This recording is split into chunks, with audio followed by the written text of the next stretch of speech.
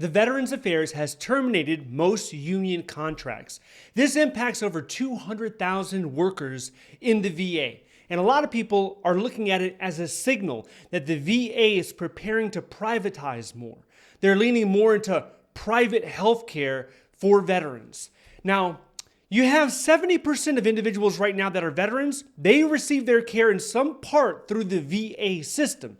The other 30%, they solely rely on the private medical hospitals. Now, what's the difference between the two? Well, first, if you look at the VA, their providers are supposed to have special training when it comes to PTSD. They're supposed to be more suited to deal with the ailments and injuries of veterans, number one. Number two is it's all kept within the system. So VA clinics, they share information within their system. In the private sector or the private healthcare, they could be bouncing around different systems. Now, from my perspective, I have received care at a VA clinic. I've also received care in a private hospital. And it's really a mixed bag. So for private health care, I went to Mississippi. I also went to Indiana.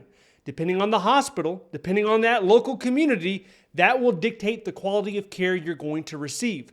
Now with the VA, it's pretty standardized, regardless of what clinic I go to, what state I go to. Also, obviously, the private sector is going to be maximizing profits. That's the whole purpose behind the private hospital. The VA, it's more of a public service. They're not as concerned with maximizing profits. There are no profits to be had. Now, how is the VA able to do this? Well, they're basically using what President Trump said when it comes to national security. Unions cannot be involved with agencies that have national security implications. Now, it doesn't make sense when you look at the VA. It makes sense, Department of Defense. Okay, got it. Department of Homeland Security. Okay, yeah, there's offices in there that are directly tied to national security for the same reason the military can't have a union. But for the VA, when you're talking about civilian medical providers, how do you tie that in? Now, some people just look at it and say, well, these are our tax dollars being spent. So anytime we're using our tax dollars, it's a matter of national security.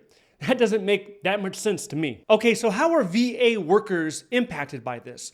Number one, you have lost a formal voice, meaning that in the past, you had the union that could file a grievance for you.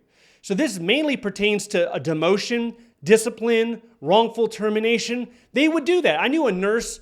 She was in the VA for 15 years, and her supervisor said that because she mishandled some medication, that was grounds for her to be terminated. She lost her job. But what ended up coming out, the real information, the context behind the whole situation, is that supervisor had a grudge against her. He wanted her gone. So he fabricated this situation, this incident that never even occurred. So once all the facts were laid out on the table, she was reinstated with back pay. The union does this hundreds of times a year.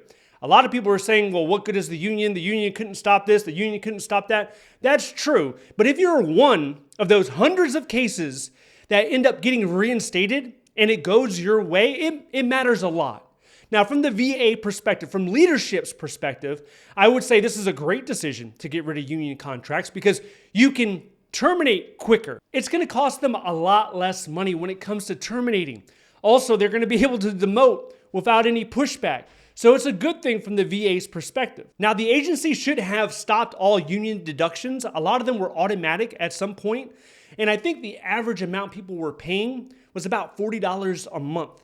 But even if you didn't pay, if your position was covered by a union, you would still get union representation. It's just that you would be lower on the priority list.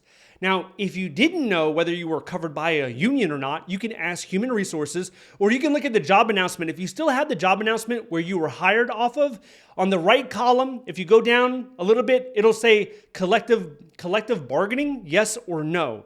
So no means you were never covered under a union. Now, when I worked for the VA in DC, in their headquarters building, it said no. Because of the office I was in, they did not allow me to have any coverage when it comes to a union.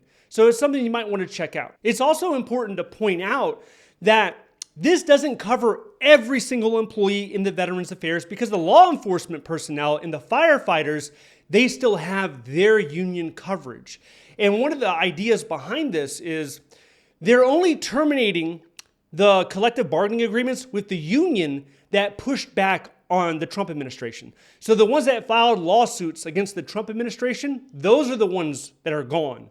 But the other unions, the smaller unions that covered the law enforcement officers, they never pushed back. So they're still there. So what's going to happen from this point moving forward?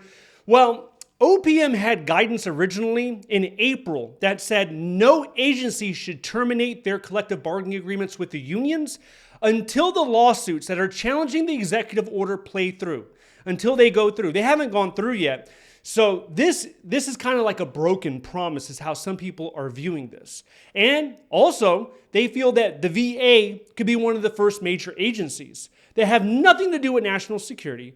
And because of this, you could see other agencies following suit, getting rid of their collective bargaining agreements as well. Now, the union obviously is going to be filing lawsuits and they're going to drag this out in court, and we're going to see whether or not the VA will continue to be covered under a union. Overall, most people that I know that still work for the VA right now, they're not happy with the decision. It puts another layer of fear when it comes to the worker in that agency. I know some people that are trying to get out. VA is still one of the only agencies that are really hiring in bulk. The DOD is doing it as well, but the VA and DOD, they're kind of like neck and neck for hiring. The other day I looked on usajobs.gov, there was something like over 4,000 open positions. And we talked about why they're open.